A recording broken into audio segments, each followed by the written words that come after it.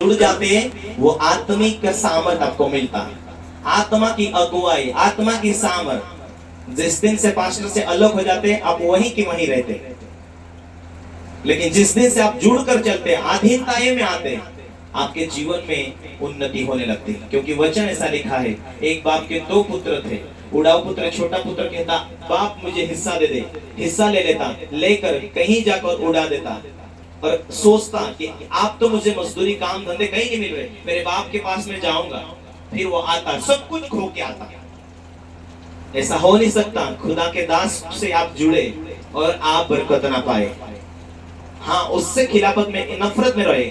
दुनिया में कितनी भी मेहनत कर लो, क्योंकि वो श्राप तुमसे जुड़ गया है, तो दुनिया की कोई भी ताकत तुम्हें उन्नति में नहीं ले जाएगी।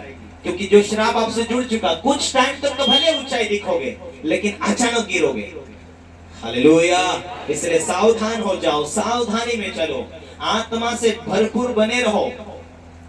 हालेलुया। जिस पास्टर के खिलाफत करके तुम गिरोगे, वही पास्टर तुम्हें एक दिन उठाने के लिए आएगा। क्योंकि जिस अभिषेक से टूटोगे, वही अभिषेक तुमसे जुड़ा है, वही अभिषेक के द्वारा तुम खड़े हुए, तो वही अभिषेक फिर से तुम्हें खड़ा करेगा। ये बातें लिखना जरूरी है विश्वासी लोगों को, ताकि शैतान तुम्हारे जीवन में अपने प्रीचर फादर के प्रति कड़वाहट देना ना पाए। वो बुरा बीज इसलिए देता है, जैसा तुम बोओगे वो काटोगे। हालेलुया। बुरा बीज बोओगे वो बुरी फल लेकर आएगा, लेकिन अच्छा बीज अपने जीवन में बोओगे वो उन्नति भरा आएगा। Hallelujah, hallelujah, hallelujah. इसलिए प्रभु की उपस्थिति में बने रहना है। थोड़ी बातों में सावधानी बरतनी है। मत्ती 25 अध्याय उसके 21 में ऐसा लिखा है, अच्छे और विश्वास योग्य दास, तू थोड़े में विश्वास योग्य रहा, मैं तुझे बहुत वस्तु का अधिकारी बनाऊंगा।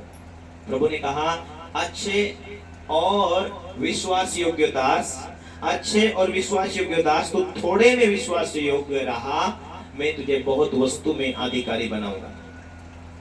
जहां काम तुम करते, जहां ड्यूटी तुम निभाते, खुदा का बेटी हो तुम, खुदा का बेटे हो, जहां पर तुम ड्यूटी करते, जहां पर तुम व्यवसाय करते, जहां से भी हो, वहां परमेश्वर तुम्हें देखता है।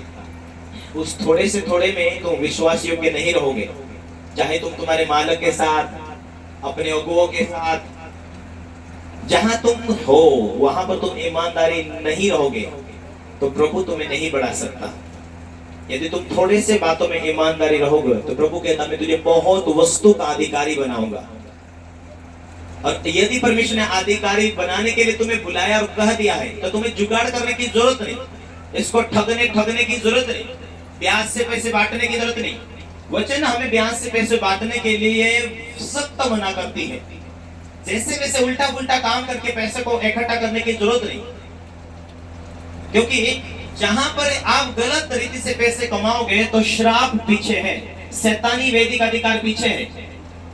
फिर 4 साल, 8 साल, 10 साल बाद में कहोगे, बहू क्यों चिल्लाती, भाई क्यों मारते, बेटे क्यों मारते, क्यों लड़ाई हो रही, क्यों शांति नहीं, क्यों घर के अंदर बहुत हलचल हो रही, क्यों मेरे जीवन में शांति नहीं, पैसा है पर आनंद नहीं, बुरे स्वप्न आ रहे, घर के अंदर डरावनी।